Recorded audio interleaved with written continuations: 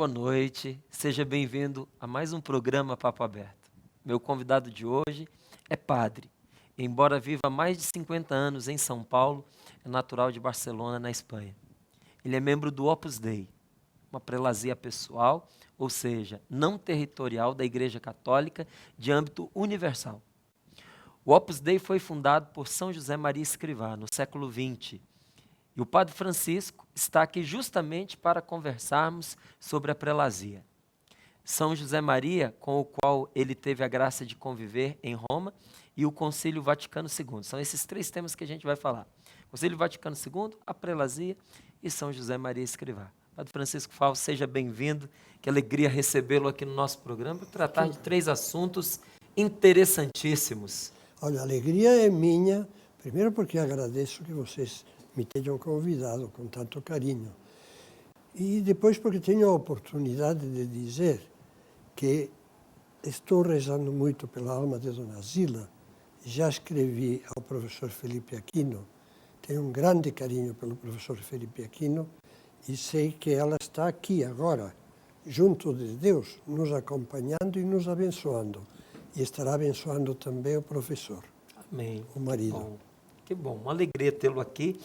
Queria que a gente conversasse um pouco sobre essa alma também aí tão pródiga, um talento e um dom maravilhoso de Deus para a humanidade, que é São José Maria Escrivá. Foi ordenado sacerdote em 1925 e já em 1928 fundou o Opus Dei, né? Que inspiração foi essa? O que é o Opus Dei? Bom, vamos por partes. Inspiração. Olha, São José Maria Escrivá, ele, a partir dos 16 anos, quando estudava no colégio, ele percebeu que Deus lhe pedia alguma coisa.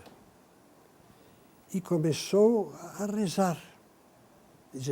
Usava muito duas orações breves, inspiradas nos Salmos, não? No Evangelho, a primeira. Senhor, que eu veja, faça com que eu veja. E depois se dirigia a Nossa Senhora, Virgem Santíssima, pedindo, minha mãe, que seja isto que Deus quer, e eu não sei. Aí, assim chegou a uma idade em que já tinha que decidir os rumos da vida. O pai o convidava a estudar Direito, e ele gostava de Direito. E, de fato, estudou Direito depois, em Saragossa, na cidade de Saragossa. Depois já de ordenado? Enquanto estava estudando no seminário, com a autorização do bispo. Certo. Fez as duas coisas, quase no final do curso no seminário. Mas ele, São José Maria, diz, eu preciso me pôr à disposição de Deus para que Ele faça de mim o que quiser. E esta é a razão por que se fez padre. Se eu me faço padre, me dedico totalmente a Deus, me ponho à disposição dele para que Ele depois me diga, me faça ver o que quiser. Bom, assim foi trabalhando como padre, a história seria longa, mas em síntese se vê muito claro. Ele era da diocese de Saragossa, foi à capital Madrid para fazer o doutorado, já tinha terminado o Direito. E naquela época só se fazia na Universidade Central de Madrid o doutorado. Ao mesmo tempo começou a trabalhar, sobretudo em bairros periféricos, com pobres e doentes, muito atendendo hospitais de tuberculose, hospitais de pacientes terminais e favelas, não? Com muito carinho. E quando, em 1928, no mês de outubro, resolveu fazer o retiro anual que todo padre faz, foi à casa dos padres de São Vicente de Paulo, lá fez o retiro, e estando no quarto, por volta do meio-dia, ele colocou sobre a mesa, a escrivaninha, umas fichas que ele tinha ido anotando com coisas que ele sentia como inspirações de Deus. As colocou em cima e, de repente, ele sempre diz assim, eu não tenho outra explicação, eu vi o que Deus me pedia. Vi.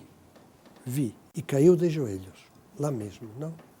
Caiu de joelhos dando graças. E ele diz, e naquele momento escutei os sinos da igreja de Nossa Senhora dos Anjos, porque era o dia dos Santos Anjos da Guarda, 2 de outubro. E o que ele viu é que Deus queria que ele fosse porta-voz de Deus para dizer que todos os batizados estão chamados à santidade e que se pode ser santo em todas as situações da vida, em todas as circunstâncias, em qualquer tipo de trabalho honesto.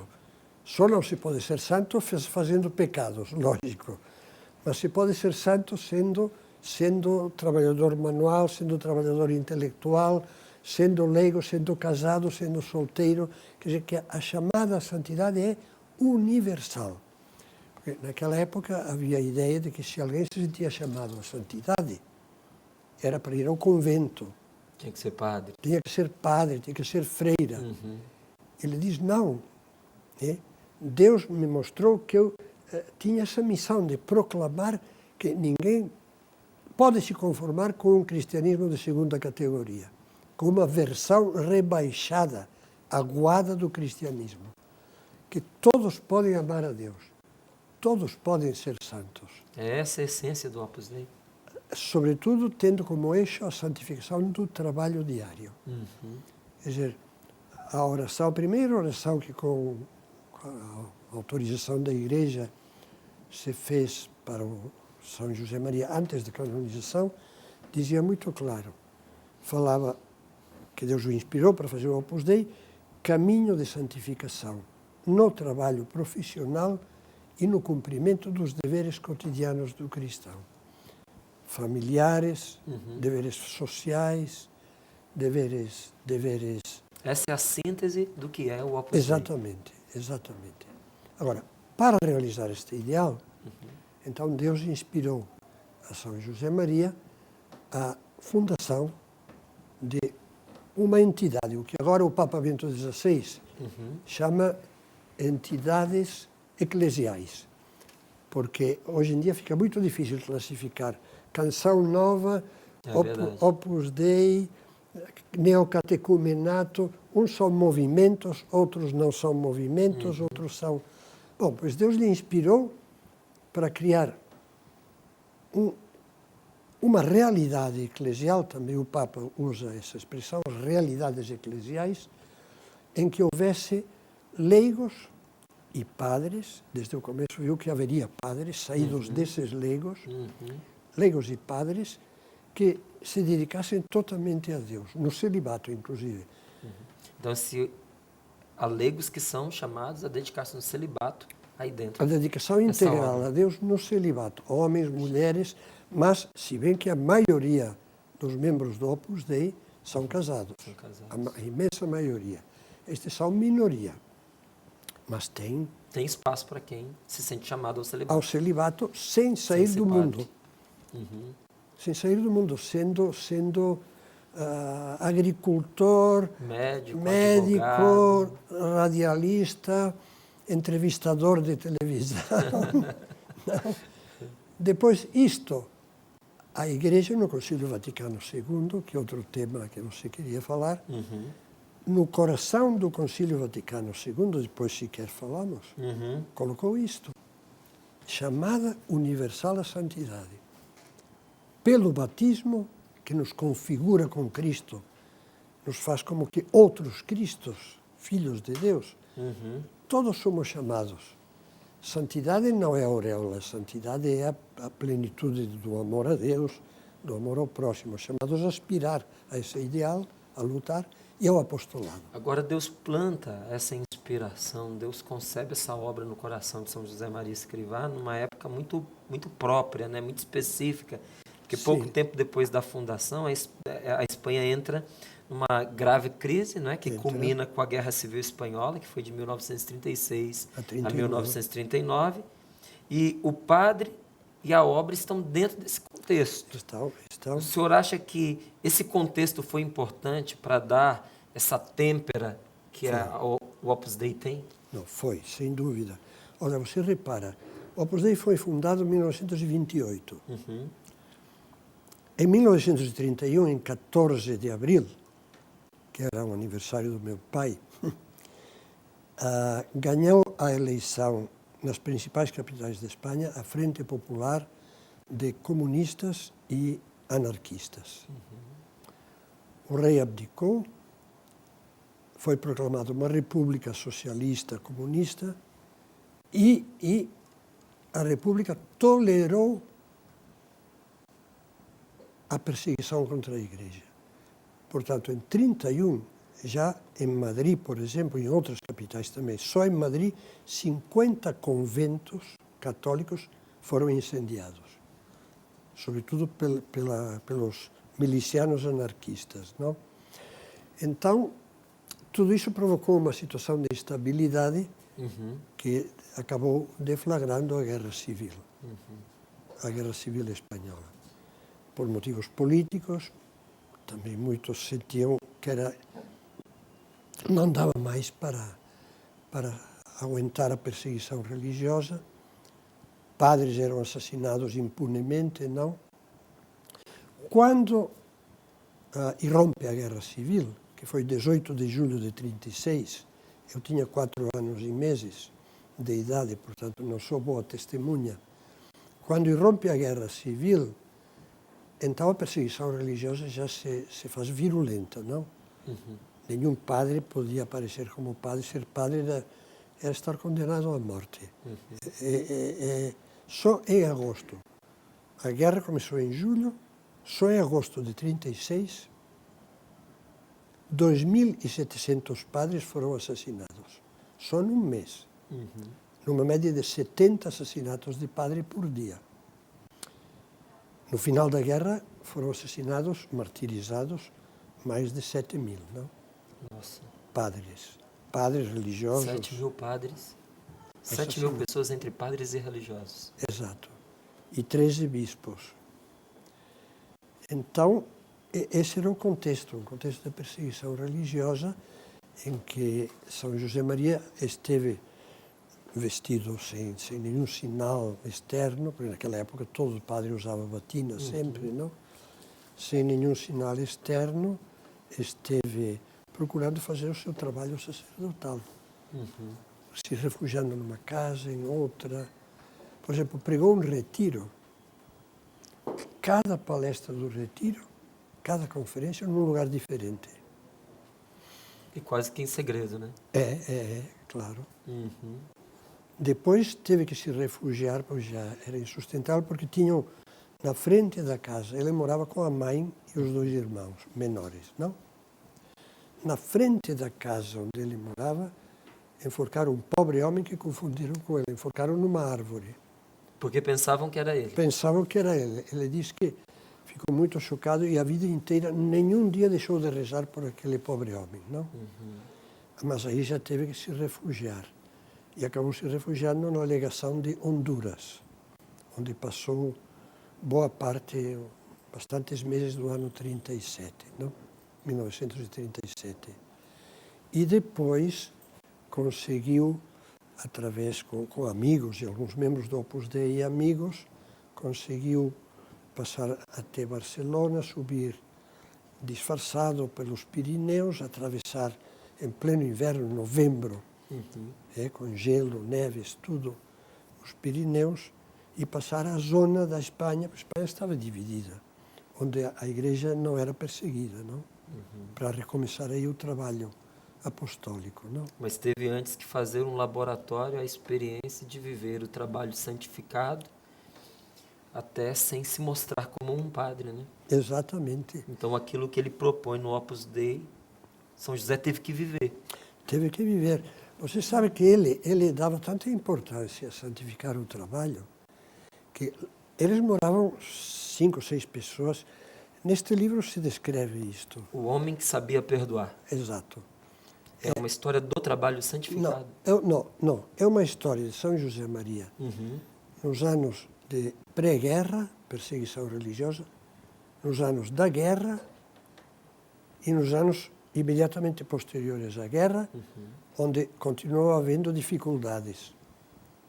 Desta vez, às vezes, inclusive procedentes de católicos que não entendiam e diziam, padres até com muito boa vontade, todos boa gente, mas que diziam que ele era herege. Por quê? Não conseguiam assimilar a novidade do que ele propunha. Isso, diziam, imaginem que ele diz que se pode ser santo no meio da rua, no mundo, casado. Se quer ser santo, que vá para o convento, não? E além disso, se ele fica dizendo que qualquer um pode ser santo, já não vamos ter mais vocações, não? Para o convento, para o mosteiro, para falso, porque o Opus Dei mandou e está mandando quantidade de gente para... Eu acredito, padre, que isso ainda é surpresa para muita gente. Que quando Sim. ouve falar assim, que é possível um dentista ser santo exercendo a sua profissão, Sim, o marido ser santo, na claro, qualidade de marido, de pai, claro, não claro. é? Quando a gente fala de ser santo no cotidiano, a gente está falando de quê? Como é que, por exemplo, um engenheiro pode ser santo se dedicando à engenharia? Não, mas perfeitamente. Sabe o que dizia São José Maria com uma frase muito expressiva, muito expressiva? Dizia, nós não podemos ser como esquizofrênicos. Personalidade cindida, dupla personalidade. Por um lado, a vida comum, a vida diária, a vida de família, a vida de trabalho, a vida de esporte, a vida de torcedor de tal ou qual clube, não quero me meter. E, por outro lado, a vida religiosa, a vida no templo, a vida das orações. E diz, não, ele pregava o que ele chamava o materialismo cristão, nesse sentido, de que Deus pode ser encontrado nas coisas mais A santidade materiais. tem que se encarnar. Encarnar, nas coisas mais materiais, honestas, lógico. Então, se, vou te dizer, um engenheiro do Opus Dei, como procura se santificar? Não sei se temos tempo ou não. Temos, pode falar. Normalmente fará isto. Ao acordar de manhã, para um instante e faz uma oração espontânea, oferecendo a Deus o dia e pedindo a bênção de Deus para santificar o dia e ajudar as pessoas. Normalmente procurará ir à missa e comungar. Se é preciso acordar mais cedo, acorda. Mas vai à missa e comunga, não? Depois vai para o trabalho. E no trabalho, mal entra no trabalho, não digo que seja padronizado, estou imaginando uma coisa que é comum. Cada qual faz como acha melhor, não? Mas a ideia de fundo é esta. Chega ao trabalho e então tem, talvez na gaveta, uma imagem de Cristo, ou embaixo do vidro, ou não precisa, porque ele diz, Senhor, eu te ofereço este trabalho, me ajuda a fazer com amor e por ti. E te ofereço por minha esposa, meus filhos, te ofereço por aqueles amigos que estão longe de Deus. E oferecendo o trabalho, procura fazer bem feito. São José Maria dizia, nós não podemos oferecer a Deus um trabalho marretado. No Antigo Testamento, as vítimas que eram oferecidas a Deus, a Bíblia diz que tinham que ser perfeitas, não tinha que ter defeito. E ele aplicava isto. Não? Diz, nós temos que fazer o sacrifício de Abel, que oferecia o melhor do seu rebanho. E o melhor é exatamente isto, é trabalho bem feito, honesto dentro da ética cristã. Lógico, um advogado, até os advogados, eu sou advogado. Antes de padre era formado em Direito, sim. Mas até um advogado pode ser santo. Eu brinco com os meus colegas, não exerço, advogados, dizendo até um advogado pode ser santo. Médico, há muitos médicos que pertencem ao Opus Dei, muitos. E depois o apostolado, quer dizer, o apostolado da oração. João Paulo II citou, na canonização de São José Maria, citou uma frase que ele repetia muito. Primeiro oração. Primeira oração. Sem oração, não fazemos nada. Tua vida vale o que valer a tua oração. Depois, mortificação, sacrifício. A moleza e a boa vida não combinam. Não? E, em terceiro lugar, ação. E agir é agir de uma maneira natural, simples, com o exemplo, com a amizade sincera, com o afeto, acolhendo um amigo que tem problema e te consulta, lá na própria fábrica, no momento de tomar qualquer coisa na lanchonete, perto do escritório, e fala e o convida. E pouco a pouco vai levando, aí já não há muitas maneiras, a ler um livro, a participar de umas aulas de formação, a participar de um retiro espiritual. Eu ontem à noite cheguei de pregar um retiro para profissionais e tinha de todo tipo. É uma vida normal, a vida de um católico É. dedicado. Dedicado. Olha, na oração a São José Maria Escrivá, está recolhido um texto brevíssimo, muito bonito dele, que fala disso. Aí onde estão as nossas aspirações, o nosso trabalho, os nossos amores, aí está o lugar do nosso encontro cotidiano com Cristo. É no meio das coisas mais materiais da terra que nos devemos santificar, servindo a Deus e a todos os homens. O senhor encontrou São José Maria Escrivá. Encontrei em Roma, quando fui estudar. Como é que era esse homem? Qual Como é a era? impressão que o senhor guarda dele? Olha, é muito difícil descrever um santo, sabe? É. Porque santo não se repete, é único. É único. Mas eu sempre digo que há duas impressões que eu tive, são minhas, eu tive essas. Sempre que estive com São José Maria, e estive 2 anos em Roma, tive outras oportunidades antes de que ele viesse ao Brasil em 74 e convivi com ele todos os dias, em 74, aqui em São Paulo, não? Aqueles 17 dias. E sempre que estava perto dele, eu me sentia super perto de Deus. Esta é a coisa. Agora, ele era um místico, era aéreo, era... Não. Quer dizer, aquele daqueles que ficam com os olhos em branco e olhando para o céu. Não. Era de uma humanidade transbordante. Alegre, brincalhão. Era um homem que vinha com uma bandeja de bombons e te punha o bombom na boca e dizia, toma isso, malandro. Tal. E ao mesmo tempo, 2 segundos depois, a propósito de qualquer coisa, te falava de Deus. Um dia o levamos ao Butantã e viu num daqueles serpentários, porque ele, por prescrição médica, tinha que caminhar. De fato, faleceu do coração 1 ano depois. E viu uma cobra, você esteve lá, não? E um ratinho desses que dá, um coitado do ratinho, para alimentá-la, não? Um camundongo pequenininho, não branco. E o ratinho dava voltas, passava por cima da cobra, não acontecia nada. E ele ficou curioso, não? Aí, de repente, a cobra dá o bote com uma velocidade de relâmpago, abocanha o bicho e, plum, engole, não? E ele disse, isso acontece conosco quando brincamos com a tentação.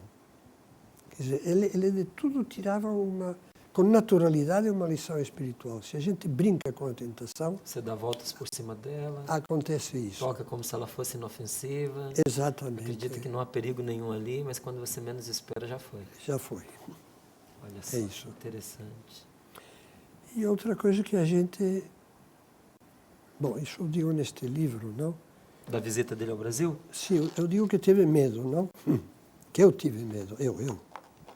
Por quê? Porque eu tinha estado com ele fazia pouco. Fui a Roma em dezembro de 74. Ele chegou aqui em maio de 75. E quando eu estive em 74, pensei, olha, eu acho que ele está tão perto de Deus que já não dá mais. Porque, inclusive, fazíamos oração junto dele, na mesma capela, no mesmo oratório, tudo. Quando chegou aqui, eu vi, bom, então agora só falta um passo. Eu vejo tão perto de Deus que o último passo é a visão beatífica, é o céu. E ele, de fato, desejava o céu, não desejava morrer, mas desejava ver a Cristo. Nós lhe ouvíamos, às vezes, baixinho dizer, Senhor, eu procuro o teu rosto. Quando virei e verei a face de Deus? Então eu digo, tive medo. Agora só morrendo e vendo Deus, não? Pois é. Olha que diferença, não é? Para quem tem fé, a maneira como se encara a morte. Né? Isso. Não há medo, há um... Não. Anela o desejo do encontro, né? Ele dizia muito, nós não temos nem medo da vida, nem medo da morte. Ele era muito otimista e muito alegre. Ele dizia, a alegria é parte integrante do caminho do cristão. Quem não está alegre é porque se esqueceu de que é filho de Deus, de que é filho desse Pai que nos ama mais do que todas as mães do mundo amam os seus filhos. Isso nele era transbordante. Eu vi um vídeo de uma conferência em que ele estava, Sim. ele permitia que as pessoas levantassem a mão, lhe fizessem perguntas diretas, não é? Brincava. E era, exatamente. Sim, Essa alegria era efusiva, era cativante. Efusiva. Era uma pessoa ímpar, não é? Era. Olha, era um santo, há muitos santos. Eu já vi, por exemplo, todos os santos são únicos, dizia. Mas já vi amigos salesianos que dizem, olha, me comovo e me ajuda a entender também Dom Bosco, que tinha coisas parecidas. Era diferente, mas tinha essas características dos santos. Em outubro de 1962, há 50 anos atrás, o hoje beato Papa João XXIII, ele abriu o Concílio Vaticano II com uma convocação para que o depósito sagrado da doutrina cristã fosse guardado e ensinado de uma forma mais eficaz. O concílio, seus frutos e desafios nestes 50 anos são agora as pautas da minha conversa com o padre Francisco Faus, do Opus Dei, cujo o primeiro bloco desse programa você já pode estar conosco, contemplar aí, acompanhar a nossa conversa deliciosa sobre esse santo maravilhoso que marca essa nossa época, um contemporâneo, São José Maria Escrivá. Então, a conversa continua aqui e quero conversar um pouquinho mais com o padre Francisco Faus, retomando aqui uma questão de 62, né? Outubro de 62 foi o auge da Guerra Fria com a crise dos mísseis de Cuba, né? O mundo vivia em turbulência política. E como era vista na igreja e no mundo a abertura desse concílio contemporâneo a essa realidade? Sim. Bom, você fala muito bem que estava num contexto de crise e disso falou o João XXIII. Você sabe que João XXIII anunciou o concílio na manhã do dia de Natal, o presente de Natal, de 61. Se bem que inaugurou o concílio 11 de outubro de 62, que na época era a festa da maternidade de Nossa Senhora. Quis fazer num dia de Nossa Senhora Mãe, não? E o Papa falava, já no Natal de 61, de que era preciso pôr em contato o mundo moderno com as energias vivificadoras do Evangelho. E falava de crise, que aflige, dizia, gravemente a família humana. Porque não era só... Era uma época em que a ameaça atômica era evidente. Qualquer descuido, foram feitos filmes, livros, poesias. O próprio Drummond de Andrade tem poesias, Carlos Drummond de Andrade, falando do perigo da guerra atômica, não? E o desarmamento atômico, tudo isto. Bom, muito bem. E então, ao mesmo tempo, havia uma crise muito grande de fé, de moral, no mundo ocidental, não? E depois das guerras sempre é assim, não? Já foi assim depois da Primeira Guerra Mundial. Eu não tinha nascido, como é lógico. Mas não sei, vocês devem ter ouvido falar, porque a tua idade não te permite.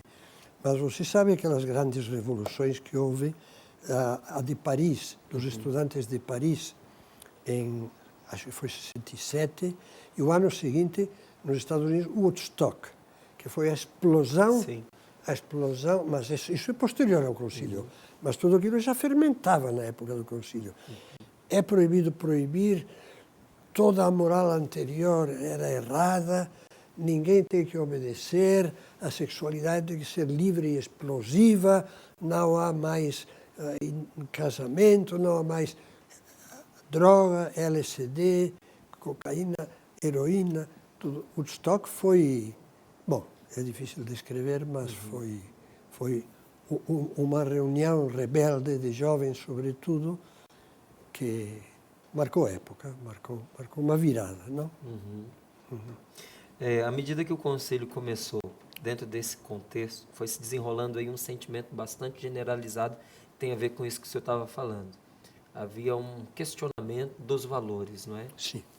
E também se esperava, muita gente achava que tudo, qualquer coisa, poderia ser mudado dentro da igreja. Vamos vestir essa igreja de uma roupagem nova. Ou então tem muita coisa que precisa ser mudada. Não é? Como se fosse votada uma nova Constituição para a igreja. Era essa mesma mentalidade que se passava naquela época? As expectativas que se tinha no mundo secular? Sim, olha, eu acompanhei o concílio, faz pouco me pediram que desse e dei num curso de atualização sacerdotal uma palestra sobre 50 anos do concílio, que se completam agora dia 12 de outubro, e do início do concílio, e 57 anos de sacerdócio. Faz 57 anos que sou padre. Parabéns, padre. Então, 7 anos de padre vivi no pré-concílio. Depois vivi a época do concílio e o pós-concílio até hoje, não? Bom, aquela época do pré-concílio estava cheia de esperança e havia muita gente muito boa. Bispos, teólogos, padres, que por zelo apostólico queriam que aqui João 23, o Beato João 23. Quer dizer, uma maneira de apresentar a mensagem do Evangelho, a verdade de Cristo, a fé católica ao mundo, que pudesse ser fermento de renovação, não? Que pudesse como dar ao mundo a alma que estava lhe faltando e que a Igreja pode dar essa alma ao mundo, não? Claro, isso sugeria renovações, não? Mas o que o Papa João XXIII queria é o que você citou, aliás, que o depósito da doutrina íntegro fosse apresentado de tal maneira que o mundo pudesse compreendê-lo, assimilá-lo e absorvê-lo e se transformar com o espírito cristão. Mas ele dizia, sem tocar no patrimônio da verdade, que a verdade é perene, não? O que aconteceu? Que essa ideia de renovação, me parece que poderia resumir em três etapas do concílio, não? Primeiro, etapa de muita esperança. Todos estávamos contentes e felizes e gostávamos de pensar, olha, agora vai haver uma renovação, não uma substituição, uma renovação que vai ajudar a pastoral, ao apostolado. Muito bem. A segunda etapa foi de crise de adolescência da igreja. Crise de adolescência. Olha, sim. O adolescente só se afirma negando. Nega os pais, nega os velhos, já não entendem nada. Né? Então, se criou uma espécie de crise de adolescência na igreja, que era tudo que havia antes está errado. Então, tudo pode mudar.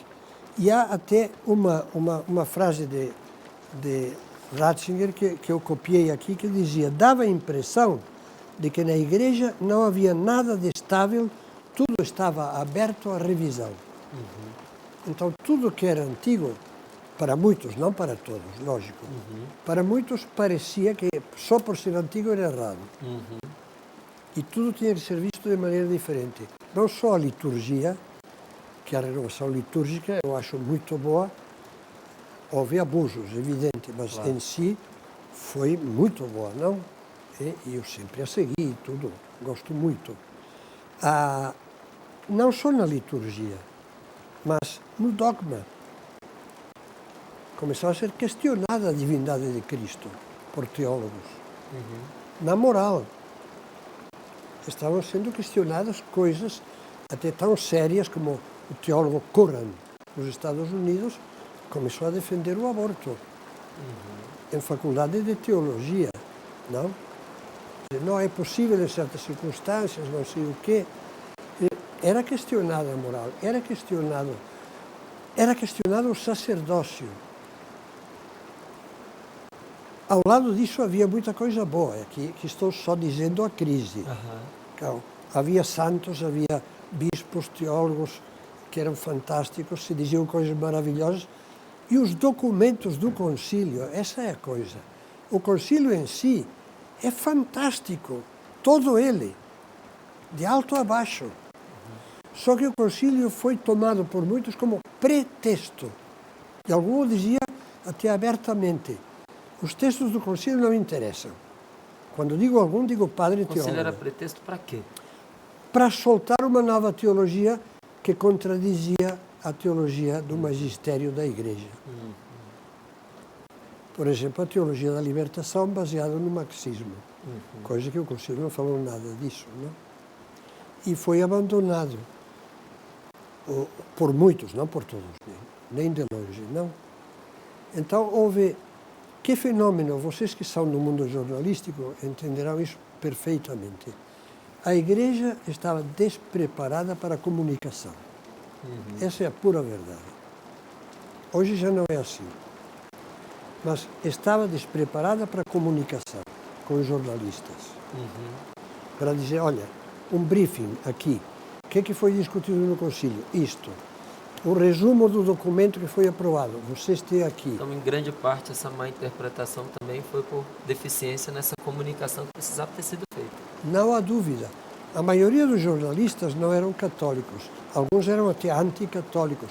Outros eram católicos sem formação nenhuma, não? Ou muito pouca. Havia alguns que não, que tinham formação. Então, às vezes, até com boa vontade, Mas não. interpretavam de maneira má. E como falavam do concílio? Fazia entrevista aos bispos do concílio quando saíam do Vaticano. Assim, de chofre, não? Pá! Com a pistola no peito. E o padre e o bispo, às vezes, diziam que lhe vinha na cabeça sem pensar muito, não? Até porque as ideias estavam fervilhando ali Fervilhando. ainda, né? Ou os pegavam no restaurante. Não tinham um escritório de comunicação da igreja cheio de material, cheio de... Não tinham. Agora, padre, o senhor foi falando aí dessa crise interna, né? Que foi esse período da adolescência, né? Da igreja. E essa crise, essa adolescência interna da igreja, fez uma grande pressão sobre ela mesma, né? Da parte externa, da mídia, da imprensa, houve também uma pressão grande sobre a igreja, sobre o concílio, no sentido de exigir certas mudanças radicais. Não há dúvida. Quer dizer, bom, primeiro eu te diria, Márcio, que a igreja não foi... A igreja em si não teve nenhuma crise adolescente, porque nenhum dos papas a teve. E Paulo VI, que é o que conduziu o concílio, porque João Paulo II morreu depois da primeira sessão, não? Então Paulo VI levou com uma seriedade muito grande, e você pega os documentos do concílio aprovados por quase unanimidade dos chamados padres conciliares e referendados, aprovados pelo Papa, são uma preciosidade. Que agora é o momento que haveria que resgatar, não? É a última etapa, resgatar aquilo depois das confusões, não? Certo. Mas havia muita coisa boa, muita. Mas o que aparecia aos olhos do povo, através da imprensa, era tudo que chocava a doutrina católica normal, boa, que era chocante, não? Ou a disciplina católica, isso que ocupava a primeira página e acabava influenciando os católicos, lógico. O católico comum, o homem da rua, não? E nesse período, como é que São José Maria Escrivá conduzia e orientava aqueles que faziam parte do Opus Dei, os padres que estavam já ligados a ele? Sim. Porque para ele também o concílio era uma novidade, foi para toda a igreja. Claro, né? para toda a igreja.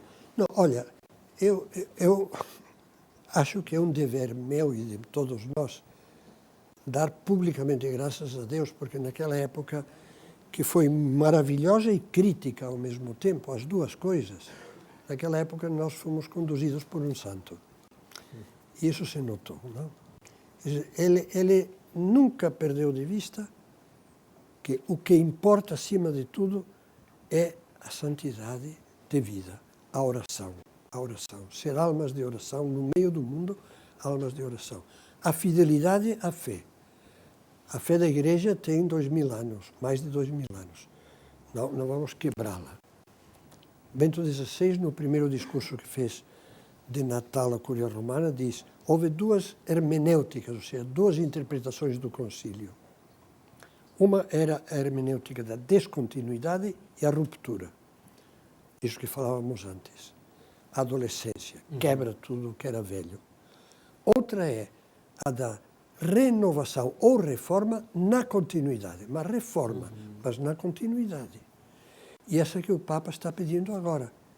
Você sabe que 11 de outubro agora vai começar o Ano da Fé. Por causa do cinquentenário do concílio. E o Papa diz: vamos voltar aos documentos do concílio, a esse tesouro. Vamos viver isso.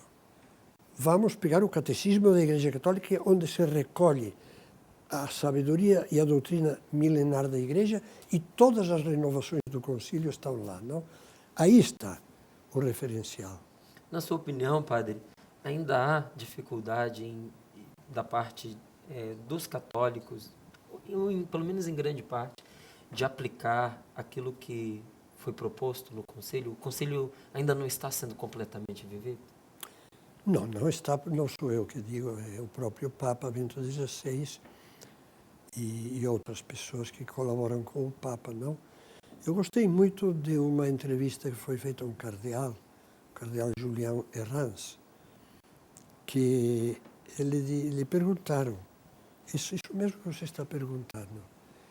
Ele diz: não, houve coisas que sim, que estão sendo vividas, não? Muitas coisas, graças a Deus. Mas a coisa principal ainda não entrou plenamente. Qual é a coisa principal? O documento central do concílio é a Constituição Lumen Gentium, sobre a Igreja. Sobre a Igreja. Porque depois tem a Igreja no mundo moderno, que é Gaudium et Spes. A Lumen Gentium tem no centro um capítulo 5º que se chama Vocação Universal à Santidade. E Paulo VI, o Papa do Concílio, João XXIII, o Beato João XXIII, que tem o grande mérito de convocar o Concílio. Paulo VI é o que levou adiante o Concílio. Ele declarou: de todo o Concílio, o ponto alto mais importante é esse documento, Lumen Gentium. A luz das nações é Cristo, e fala da Igreja. E dentro desse documento, que é o mais importante, o ponto alto é o capítulo 5º, Vocação à Santidade. Agora, vocês que estão na Canção Nova podem entender muito bem isto, porque, quer dizer, tem havido muita desorientação. Mas o Papa fala com muita alegria da renovação que está vindo faz anos e anos na Igreja, através disso, entidades eclesiais, movimentos, etc., que todos eles apontam para a santificação e para o apostolado, não? Todos eles apontam para uma vida santa, para uma vida apostólica. Estão mesmo se centrando no que é o eixo do concílio. Há uma coisa que eu acho que está faltando um pouco. O quê? Que os padres entendamos. Eu entendo porque fui leigo e ainda tenho a mentalidade de leigo antes de ser padre, não? Depois de estudar direito. Mas que os padres entendam qual é a verdadeira vocação dos leigos, não? E não os transformem em coroinhas. Quero dizer o seguinte: a vocação do leigo, o Concílio definiu. Pelo batismo, o leigo é chamado por Deus à santidade. A Lumen Gentium, se você pega esse capítulo 5º, diz santificando os seus trabalhos e, com isso, santificando o mundo. E acabando por santificar as estruturas do mundo. O leigo precisa ser santo ali, dentro daquela estrutura. Dentro, fermento na massa. Santificando o seu trabalho. Santificando-se no mundo secular. O mundo secular é o mundo das profissões. O mundo secular é o mundo da política. Eu não sou político, não me meto nisso, não? É o mundo da política. O mundo secular é o mundo da arte.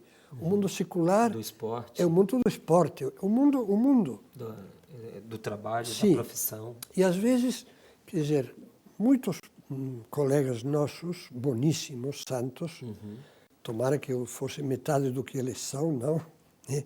Mas eles entendem que o leigo é um leigo católico mesmo quando é o ajudante deles, passa a vida metido na igreja e, como dizia um amigo meu, esse é um católico de primeira linha, é um rato de sacristia, não? Não, é necessário que haja muitos leigos ajudando nas paróquias, seria um desastre. E é também parte da função, não? Ministros da comunhão, ministros da palavra, ministros do batismo. Mas não devem se contentar apenas disso. Mas não é esta a missão específica, é que o Concílio na Lumen Gentium, que estou falando, diz, é específico dos leigos, específico, ou seja, é o leigo específico dos leigos procurar o reino de Deus exercendo funções temporais. Na linguagem teológica, função temporal e função do mundo. Não se diz mundana, porque a palavra mundano tem uma conotação negativa. Mas é isso, funções no mundo.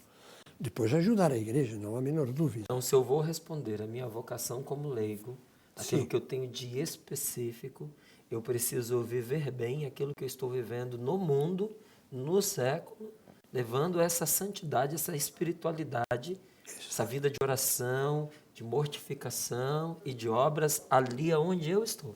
Exatamente. Olha, perfeito, você entendeu, não se pode acrescentar nada. Entendeu bem. Quais são os principais pontos do Concílio Vaticano II hoje, que o senhor percebe, não é? Além disso que a gente acabou de conversar, algumas outras percepções que o senhor possa colocar, e aquilo que o senhor percebe que está aí na iminência, está por vir, já está chegando. Olha, eu tenho muita esperança no ano da fé, embora até por idade e por experiência, 57 anos de padre, já dá para ter uma certa perspectiva, não? Não acredito que seja um milagre. Mas penso o seguinte, esse ano da fé pode ser muito bom se nós, os padres e os leigos, levamos a sério, não? Com as orientações, porque há um documento do Papa chamado Porta Fidei, e depois outro da Congregação da Doutrina da Fé, dando orientações concretas para viver este ano. Começa 11 de outubro, e termina em novembro de 2013, não? No dia de Cristo Rei, o domingo de Cristo Rei, pouco antes do Advento, não? Então, se esse ano se vive, pode ser um ano de clarificação, pode ser um ano que ajude muito, não? Coisas positivas que eu vejo são o que ele dizia, essas realidades eclesiais Floresceram aí florescentes. A canção nova, não tenho dúvida. Focolare, não tenho dúvida. E tantas outras, não? Em que há uma consciência de santidade e de apostolado, não? E muitos leigos lá, não? A maioria são leigos. Verdade. Existem determinações do concílio que ainda não foram tocadas? Olha, eu acho que sim, existem. Dá para ilustrar aí com alguma que o senhor... Não, eu não gostaria de ser injusto, não? Quer dizer, o concílio tem, por exemplo, um documento chamado Gravissimum Educationis. Fala do gravíssimo dever da educação, não? Católica. Então, com a maior boa vontade, não todos, nem de longe, mas muitos colégios católicos, nestes 40 últimos anos, sobretudo, quase 50, com esse afã de renovação, quiseram renovar tanto, com boa fé, com a maior boa vontade do mundo, renovar tanto a pedagogia e a maneira de apresentar as coisas. Depois se embriagaram um pouco demais com o ecumenismo, que não entendia, mal entendido. Não, o ecumenismo quase parecia relativismo, qualquer religião é igual, tanto faz, não vamos magoar o irmão protestante, mesmo que o irmão protestante continue às vezes dizendo que o Papa é o anticristo, mas vamos deixar estar, não? Eles merecem todo o nosso carinho. Eu sou muito amigo de pastores protestantes, conversamos de Deus, do Evangelho, da Bíblia, com uma sintonia maravilhosa, não? Mas a educação falhou. Em muitos colégios católicos falhou com boa vontade.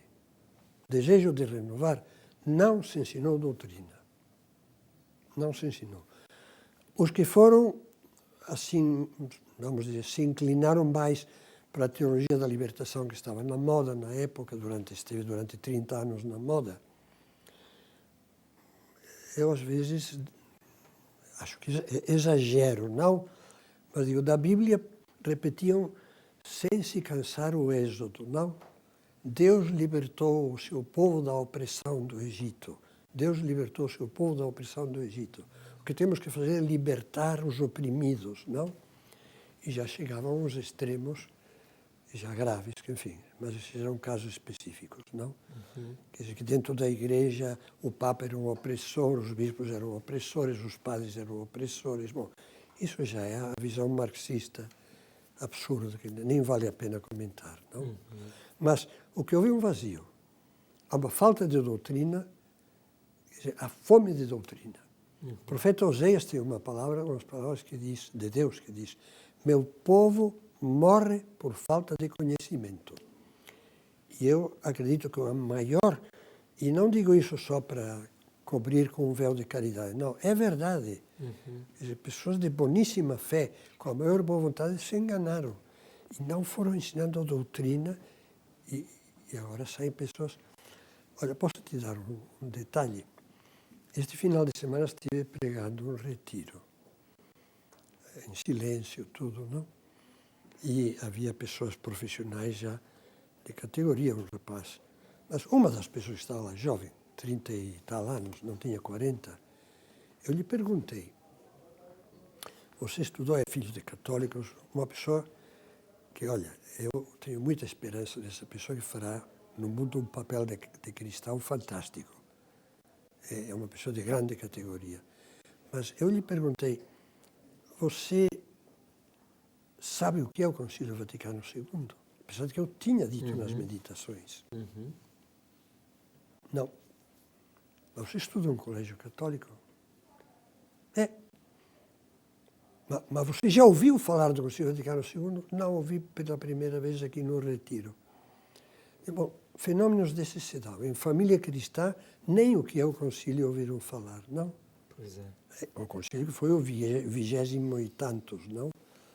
Porque o primeiro concílio foi o de Jerusalém, com os apóstolos, não? Pois é. Padre, olha, chegou aqui ao final a nossa entrevista. Muito bem. Mas eu estou muito gratificado por tê-lo escutado, né? Sobretudo pela sua gentileza em propor essas questões. A maneira como o senhor trata esses assuntos é de uma forma muito generosa. Isso é um dom que Deus lhe deu e que faz bem a quem o ouve. E eu estou muito feliz de, em primeira mão, estar aqui em sua frente, escutando. Muito obrigado, viu, por essa entrevista. Olha, eu obrigado a você que confiou e me deu essa oportunidade de falar de coisas que Deus queira. Vamos rezar que possam ajudar a muitas pessoas. Com certeza. E fica para a gente essa motivação, sim, não é? Muita esperança. A nossa igreja não para com as suas iniciativas. Está chegando aí o ano da fé. Colocamos também muita esperança nesse tempo que vem chegando, não é? E a nossa vida vai assim, alegrias, superações, desafios, não é? Algumas coisas não são tão do nosso gosto, por exemplo, terminar uma entrevista como essa tão boa, podia continuar mais, não é? Nosso tempo, infelizmente, acabou. Quero agradecer a sua companhia e deixar disponíveis os nossos contatos. Nosso e-mail é papoaberto@cançãonova.com, ou você pode entrar em contato também pelo Twitter, @papoabertotv. O Papo Aberto de hoje acaba aqui. Mas, se Deus quiser, nós estaremos juntos novamente na próxima segunda-feira, trazendo para você uma entrevista excelente, como foi aqui com o Padre Fausto. Fique com Deus, tenha uma boa noite e uma ótima semana para você e toda a sua família. Até segunda-feira.